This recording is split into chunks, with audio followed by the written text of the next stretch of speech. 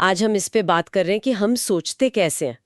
मतलब कभी-कभी हम ऐसे फैसले क्यों ले लेते हैं जिन पे बाद में लगता है अरे ये क्या सोचकर किया था। हम्म। इस गुत्थी को सुलझाने के लिए हम डैनियल कहनमैन के काम को जरा गहराई से देखेंगे। हाँ, बिल्कुल। कहनमैन का काम जो है वो दिमाग के काम करने के तरीके पर कमाल की रोशनी डालता है। हाँ। उन्होंने बताया कि हमारे सोचने के दो मुख्य रास्ते हैं। एक है सिस्टम वन, बहुत तेज, लगभग अपने आप चलने वाला।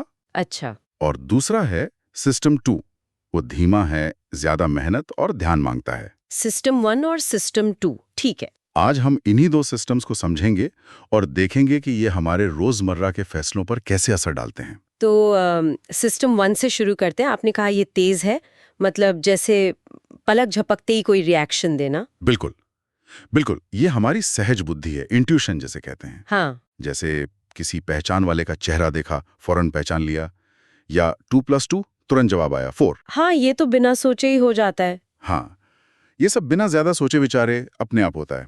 ये हमारी पहली वो गट फीलिंग वाली प्रतिक्रिया होती है। हम्म। लेकिन इसकी तेजी ही कभी-कभी इसकी कमजोरी बन जाती है, कैसे? क्योंकि ये गहराई में नहीं जाता ना, तो बस गलतियां होने का खतरा रहता है इसमें। अच्छा, तो सिस्टम 1 अगर बिजली की तरह तेज है पर हमेशा भरोसेमंद नहीं, तो फिर वो दूसरा तरीका क्या था, सिस्टम 2? हाँ, सिस्टम टू, ये हमारी धीमी, जानबूझकर और विश्लेषण करके सोचने वाली क्षमता है। मतलब जिसमें दिमाग लगाना पड़ता है। एग्जैक्टली। जब कोई मुश्किल पहेली सुलझानी हो, कोई कॉम्प्लेक्स हिसाब किताब करना हो, या जिंदगी का कोई बड़ा फैसला लेना हो, जैसे घर खरीदना है या करियर बदलना है, तब सिस्टम टू काम आता है। इसमें तर्क लगता है, ध्यान लगता है। लेकिन इसमें मेहनत लगती है ना? शायद इसीलिए हम अक्सर आसान रास्ता, मतलब सिस्टम 1 चुन लेते हैं। एकदम सही। सिस्टम टू को चलाने में दिमागी ऊर्जा खर्च होती है, वो थका सकता है। हाँ। और हमारा दिमाग वो डिफॉल्ट रूप से ऊर्जा बचाने की कोशिश करता है। तो अगर बहुत जरूरी ना लगे तो वो सिस्टम टू को जगाने से कतराता है। अच्छा, और यहीं से वो गलतियां शुरू होती हैं, हाँ, जिन्हें आप बायस कह रहे थे। हाँ, यहीं से शुरू होती हैं सोचने की वो मजेदार गलतियां जिन्हें कॉग्निटिव बायस कहते हैं। हाँ, ये बायस बड़े दिलचस्प है। हाँ, चलिए कुछ पर नजर डालते हैं। एक आपने कहा था एंकरिंग बायस। हाँ, एंकरिंग बायस। इसमें होता यह है कि हमें जो पहली जानकारी मिलती है ना, हमारा दिमाग उसी पर लंगर डाल देता है, मतलब टिक जाता है। पहली जानकारी पर। हाँ, बाद की सारी सोच उसी पहली जानकारी के आसपास घूमती है। जैसे मान लीजिए किसी दुकान में एक घड़ी है, पहले बताई 10,000 की, फिर कहा अरे आपके लिए खास छूट 7,000 में ले लीजिए। अब वो 7,000 बहुत अच्छा सौदा लगता है। हाँ, लगता तो है। हो सकता है घड़ी की असली कीमत 5,000 ही हो, लेकिन वो शुरू का 10,000 का आंकड़ा हमारे दिमाग में बैठ गया ना। हाँ। और उसने 7,000 को अच्छा सौदा बना दिया, वो पहला नंबर एंकर बन गया।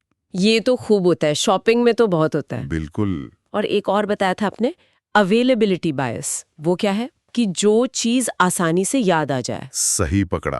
अवेलेबिलिटी बायस हमारा दिमाग उन घटनाओं या जानकारी को ज्यादा वजन देता है जो हाल में हुई हो या जो ज्यादा इमोशनल हो, क्योंकि वो यादों में आसानी से उपलब्ध होती है। अच्छा, जैसे अगर आपने हाल ही में मान लीजिए हवाई जहाज दुर्घटना की कोई खबर सुनी या देखी है, हाँ, तो आपको हवाई यात्रा ज्यादा खतरनाक लग सकती है, भले ही आंकड़े कहते हो कि वो सड़क यात्रा से कहीं ज्यादा सुरक्षित है। ओह हाँ, सही बात है। वो एक खबर क्योंकि वो ताजा है, वो दिमाग में आसानी से आ गई, वो बाकी सारे स्टैटिस्टिक्स पर भारी पड़ जाती है।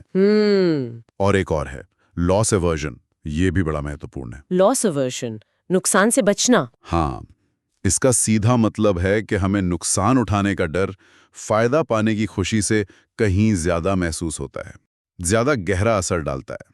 अच्छा। समझिए, 1,000 रुपए खोने का जो दुख है ना, वो 1,000 रुपए पाने की खुशी से मनोवैज्ञानिक तौर पर ज्यादा तेज होता है, डबल से भी ज्यादा, कानमैन कहते हैं। अरे बाप रे। और ये डर हमें कई बार जरूरी रिस्क लेने से भी रोक देता है, चाहे वो निवेश में हो या जिंदगी के किसी और पहलू में। तो इसका मतलब ये हुआ कि हम ज्यादातर तो सिस्टम 1 पर ही चलते हैं, क्योंकि वो आसान है, तेज है, पर वो इन बायसेस का शिकार भी आसानी से हो जाता है। हाँ, डिफॉल्ट मोड वही है। तो फिर बेहतर फैसले कैसे लें? क्या हमें हमेशा सिस्टम 2 इस्तेमाल करना चाहिए हर छोटी चीज के लिए? नहीं नहीं, हमेशा मुमकिन भी नहीं है और जरूरी भी नहीं। देखिए, छोटे मोटे रोजमर्रा के फैसलों के लिए सिस्टम 1 बढ़िया है, फटाफट काम निपटाता है। हाँ। असली चुनौती तब आती है जब फैसला बड़ा हो, महत्वपूर्ण हो, जिसका असर ज्यादा पड़ने वाला है। तब क्या करें? यहां सबसे पहला कदम है जागरूकता, अवेयरनेस। अगर हमें ये पता हो कि हमारा दिमाग कैसे काम करता है, हम किन बायसेस से प्रभावित हो सकते हैं, तो हम एक पल रुक सकते हैं। रुक कर सोचना। हाँ, रुककर खुद से सवाल पूछ सकते हैं, क्या मैं ये फैसला सिर्फ इसलिए ले रहा हूं क्योंकि ये आसान लग रहा है, या वो पहली जानकारी पर अटक गया हूं?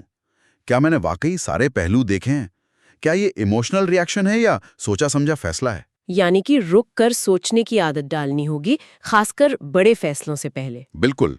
जैसे इन्वेस्टमेंट करते समय एकदम से जोश में ना आए, थोड़ा विश्लेषण करें। हाँ, या कोई बड़ी चीज खरीद रहे हैं तो अलग अलग ऑप्शंस देखें, तुलना करें। ये सब सिस्टम 2 को काम पर लगाना हुआ। बिल्कुल। और ये समझ सिर्फ अपने लिए नहीं, मतलब पर्सनल लाइफ में ही नहीं, बल्कि कामकाज में, बिजनेस में भी बहुत काम आती है। अच्छा, वो कैसे? देखिए, अगर आप समझते हैं कि लोग कैसे सोचते हैं, वो किन चीजों से प्रभावित होते हैं, तो आप बेहतर प्रोडक्ट बना सकते हैं, है ना? हाँ, सही है। बेहतर तरीके से कम्युनिकेट कर सकते हैं, हम्म। अपनी टीम को भी बेहतर ढंग से समझ सकते हैं। ये जानना कि हम सब, आप और मैं भी, कभी कभी अतार्किक क्यों हो जाते हैं, ये हमें थोड़ा ज्यादा सहनशील भी बनाता है दूसरों के प्रति।